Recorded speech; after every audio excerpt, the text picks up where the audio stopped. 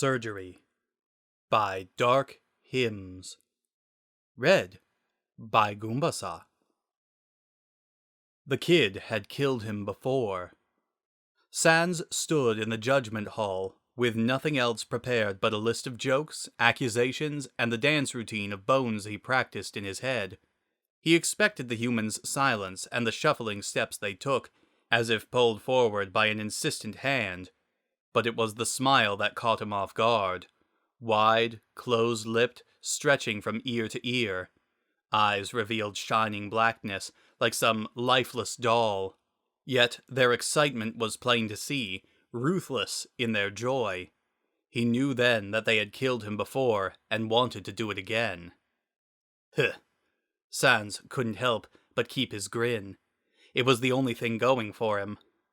"You're some kind of freak, huh?" The child didn't seem bothered by that. When the fight started, Sans already knew that any chance of victory was practically nil by this point. His surprise attacks weren't acting so very surprising, and his constant bone patterns didn't seem to be enough to trip the kid up. There'd be a small graze here, a whack of a fibula against flesh there, but nothing so significant. The kid dodged like an acrobat, and took the seizure of their very soul in stride, letting Sans slam them into the ground, or wall, or ceiling, and then do a small hop at the end, just enough to avoid the display of white daggers, always aiming for them, and nearly always missing. There'd be flashes of memory for Sans. It happened sometimes, usually in less strenuous circumstances, but they did, like an image of how the ketchup bottle had slipped out of his hand at the bar from some other timeline, some other lost future. But he had now caught it instead, eradicating that possibility. Or of Papyrus picking him up in a bear hug and accidentally bumping his skull against the ceiling. He would feel the bruise still despite its non-existence. But Sans had ducked his head just in time to avoid both an injury and an apologetic brother. Small things, worthless things, a constant stream of déjà vu that Sans would change unconsciously, making small blips in the timeline, shifting it enough to become something much different. There were memories of bones striking through the human's chest, tearing apart flesh, spilling blood onto the golden tiles until their color was completely suffocated. Again and again, the images played in his head, hundreds of times, rewinding all the way of him murdering the kid. Except now he couldn't seem to follow through. Where a bone should have gone through the kid's palm, making them drop their knife, making them turn their head away before being pierced by pale destruction, they jumped to the side, their body whole, their skin barely scratched. The future was looking very, very dark. His exhaustion was catching up to him fast. Every dodge he took of his own was always too close, was always just 1 millisecond shy of being sliced in half. He was near enough to see his reflection in the knife's surface, which was dry and gritty with old powder. It didn't look good for him. He knew that pretty well by now. And each overlapping image of him killing the kid, bones jutting from underneath, lifting up that small body that would shudder and convulse upon the end. Well, it was just mocking him now, really.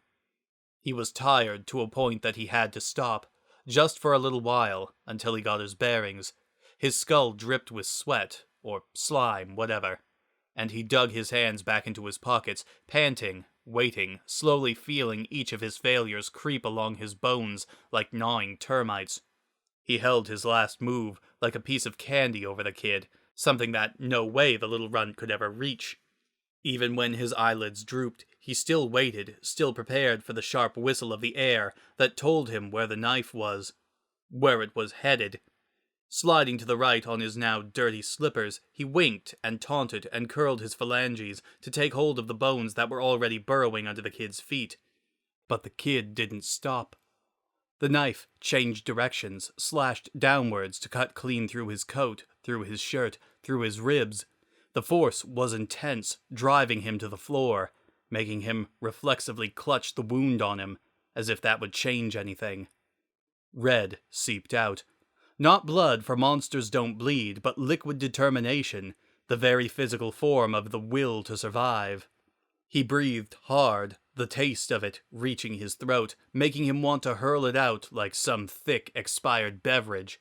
Alphys's little pick-me-up couldn't be praised for its flavor, but it threaded across his bones like spiderwebs, trying so hard to keep him from falling apart. Drops of slimy perspiration dribbled down his skull, falling to the floor. The determination that kept those amalgamations alive. Well, he had nothing else going for him. Why not just take a couple of shots of the stuff and hope for the best? He already knew the risks of it very well, more than Alphys could ever imagine.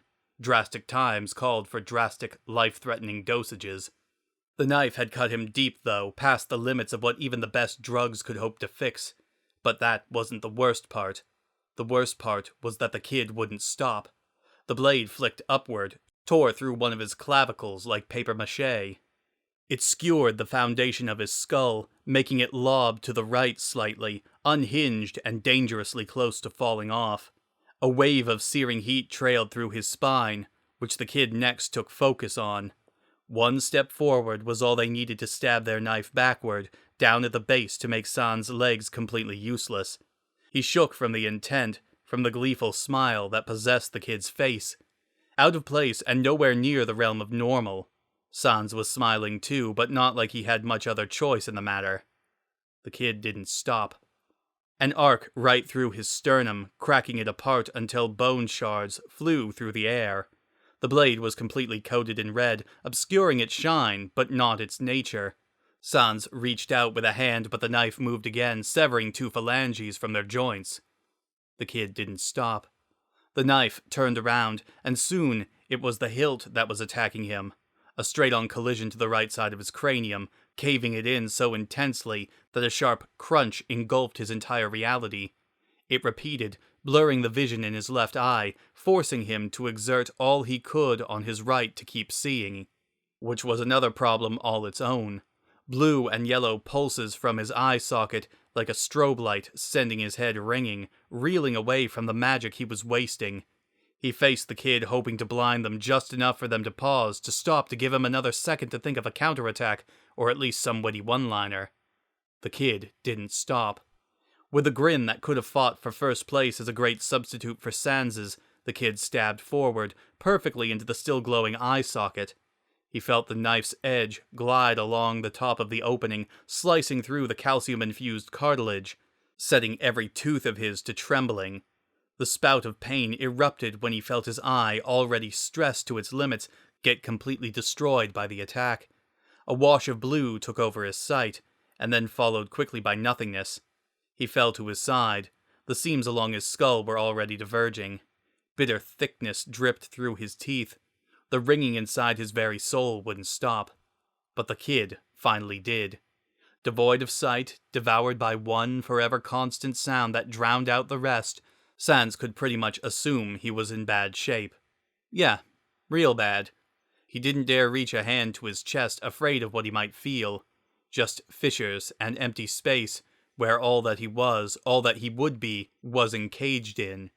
Despite his abysmally low health, he was still graced with the presence of being here still, to fully experience the pain and regret in all its contours. Again, thanks to Alphys's project, that nerd sometimes did her job too well. Tendrils still tried to mend and reaffirm all of his broken pieces, but it was clearly having some trouble. Feeling nothing else sharp pierce through him, besides his own little biting monologue of how he messed up so bad, he laughed. Or, he guessed he did, he didn't exactly hear too well to confirm this. "Finally done with me, kid?" He assumed the kid didn't answer him. They hadn't talked all this time, why start now? "Good. Because it was getting a little repetitive, wasn't it?" He chuckled again. It felt like gargling syrup. Damn, he must have looked and sounded really gross. Kid probably regretted not slicing off his mandibles through all that.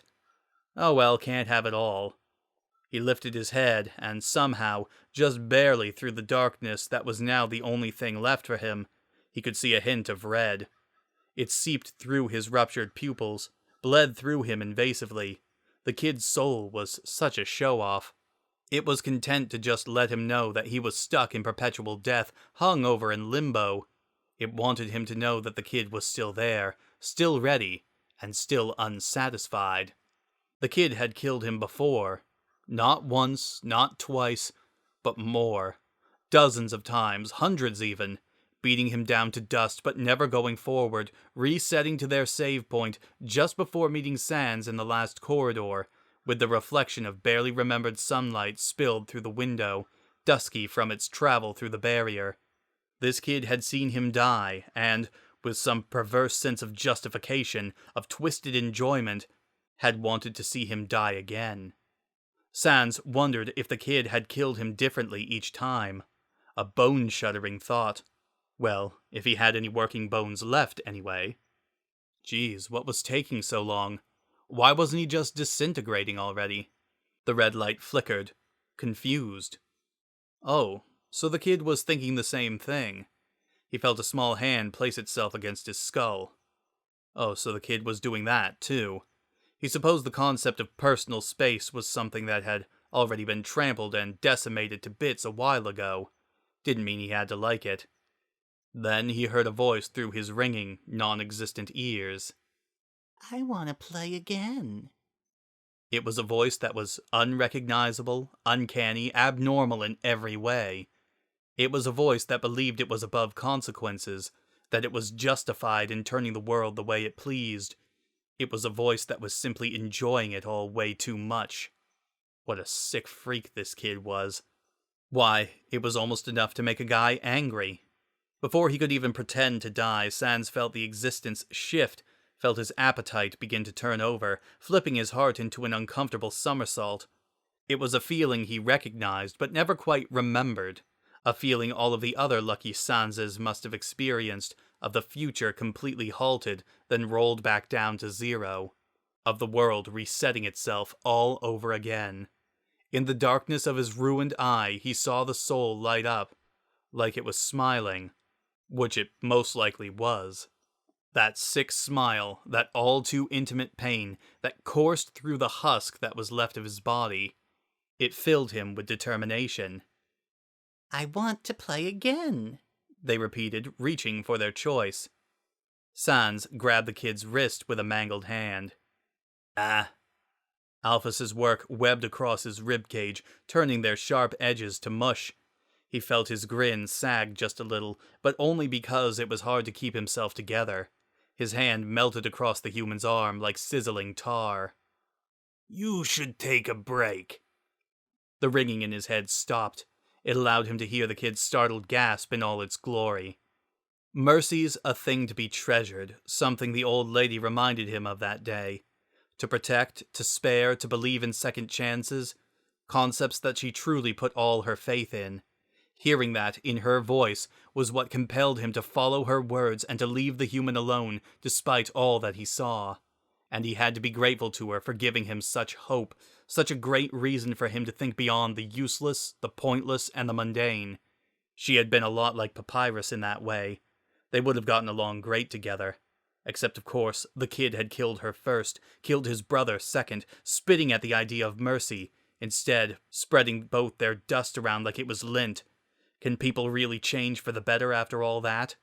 Truthfully, Sans didn't think so. He was already mussing up the lady and his brother's legacies through such thoughts alone, when the kid had done that plenty. But he had his reasons. He hoped those two would understand. The knife swerved horizontally, aiming for the fissures in his skull, but already those were patched up, melding together like putty. Still, he didn't take a chance. A bone twice his size sprouted from the ground, blocking the swing. The blade bit deep into the shield, sawing through calcified marrow, but not all the way. Sans's grip on the kid's other hand was sort of ruining the moment there. Then he realized the child was whimpering. It was a sound that was enough to move the most cold-hearted to pity. Well, what's wrong, buddo? He still couldn't see, but he didn't need to. The air was gone, leaving nothing behind but regret, and Sans didn't feel like truth-telling right now. You look, chilled to the bone. He felt a pulse hammering away, adrenaline rising to its limits. The kid was squirming. Oh, so he hadn't lied after all. How lucky, and he could hear himself now too. Yikes, he really did sound all sorts of messed up.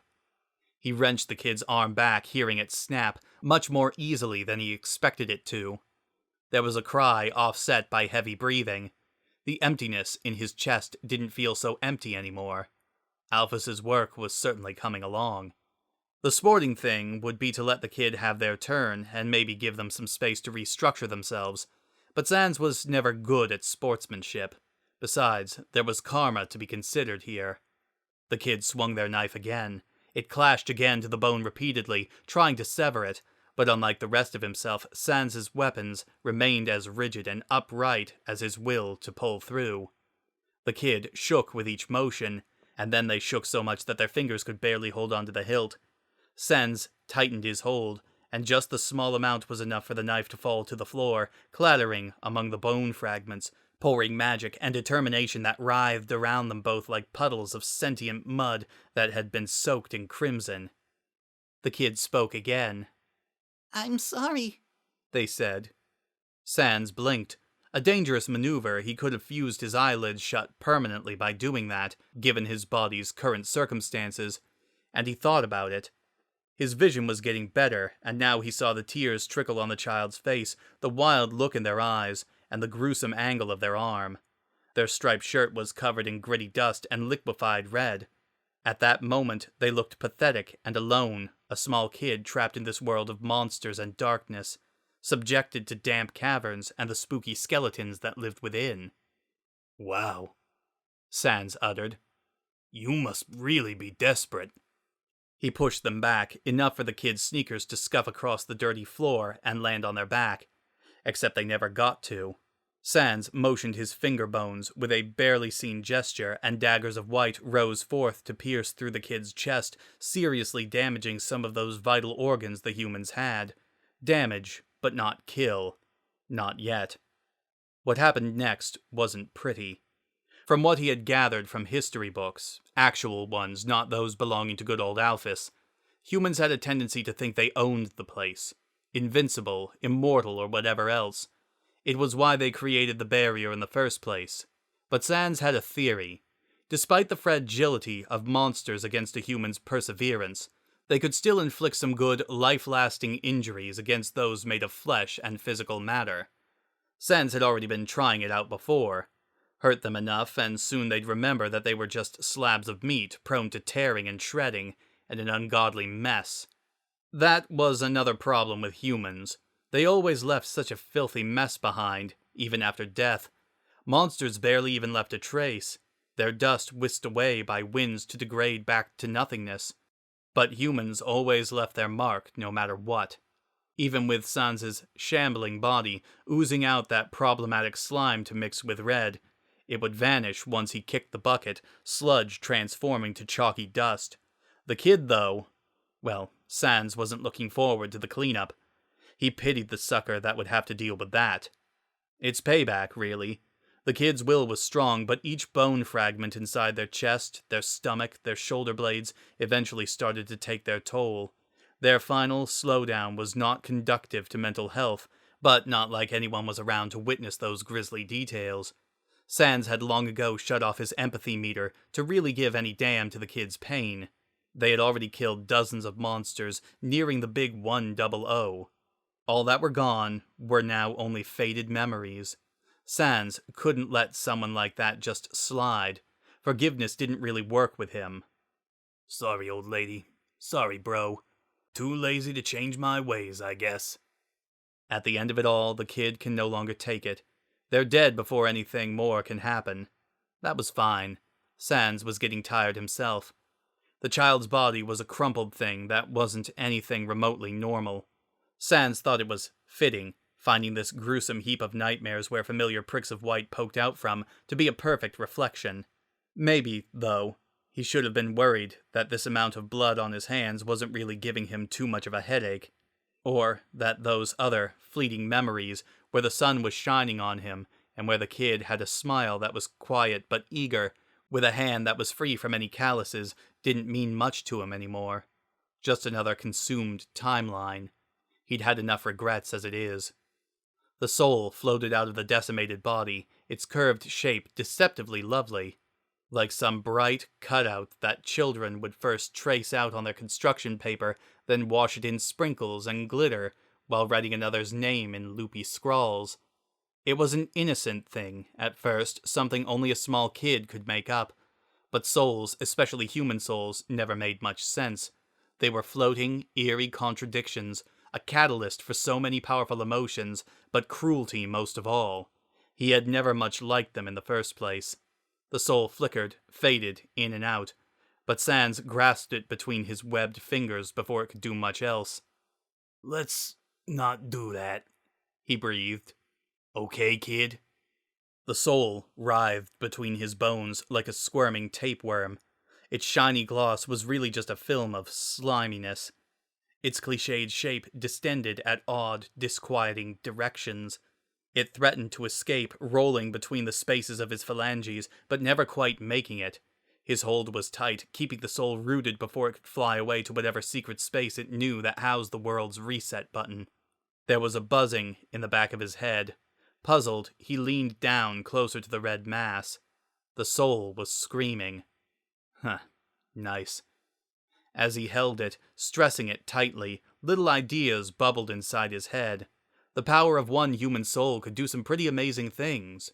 Terrible things, too, going by his personal experience. Monster souls usually couldn't compare. Just having one of these was enough to boost a monster's will and power to unfathomable heights. Heck, just holding this thing made him believe he could cheat death even more and keep his limbs from grinding down to dust. He could eat it up like some squirming, very much alive dessert. He could also bring it to Asgore as the final soul needed to break the barrier. Then all monsters could be free to go to a world where more of these creatures existed, where their determination was unrestrained, and tools of destruction spread out before them easily, like an ocean full of old, reused water. Or he could keep it here, among the dust and the reflected light. "If I took you in," he said, curious, "could I bring them all back?" Could he fix every mistake he ever made? Even so, it was hard to move. When the soul pleaded with him, when it shifted towards him as soon as he spoke, like he had thrown the slimmest of lifelines, he knew he had his answer. "All right, then." The points of his fingers dug through, clawing through the red and what felt like flesh. "Can't say it's been nice knowing ya." The soul screamed again, and it kept screaming and screaming until it was skittered around in his skull like a filthy cockroach. The screams turned to hisses, which then turned to cries, which then turned to squeals of a tiny pig, or maybe more like that of a scared, hurting child. And suddenly, the soul broke into thousands of tiny pieces that dug into the crevices of his fingers. Parasitic, seeking warmth, but it was going to have trouble. Can't find life where none of it exists. Those tiny mites soon melted along with him, dipping into the floor to mix with his own mess, and with the remains of that kid. Once the echoes stopped, all he could hear were the birds. Singing, chirping, their notes warbled from way up on the surface. How could their sounds travel so far down, anyway? He appreciated it, though. He appreciated it a lot. Funny, the Judgment Hall was a lot bigger than he remembered. Or maybe that was because he was shrinking. Probably that. He closed his eyes, knowing he would not be able to open them again. Not at all. But the dark was very relaxing, and in that space of complete nothingness, he felt better than he had in such a long time. In that space, he found the way home. Having legs would be useful, having his shortcuts even more, but he'd already met his quota for trying things today. This was good enough. Wow, he was really tired. Might as well take a nap. Sans lowered his head, or what was left of it anyway, and let his sins slide off of him like dirty water. Easy to do. He took another breath, and this one stuck inside his throat. Not like it would choke him, but more like it stayed suspended, keeping him in the same state as before.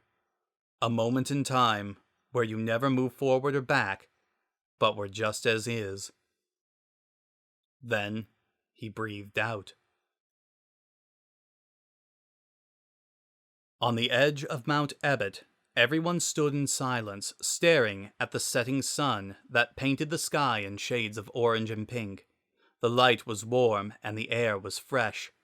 There were birds singing, and there were flowers bright against the landscape, golden and soft. Papyrus had turned to him, asking him in his not-so-quiet voice just what that giant ball hanging above them was. "We called that the sun, my friend." And seeing his brother so excited that he was meeting such an amazing thing was enough to bring smiles to everyone. But Sans wanted to be sure. He turned to his left, leaning a bit to look past Toriel's body, who smiled just as brightly, her eyes aglow with relief, to find the kid. Frisk stood there, arms hanging by their sides, head upturned to the sky that they must know pretty well. Sensing Sans's stare, they turned to him, eyes as neutral as ever, except they were smiling too. The end.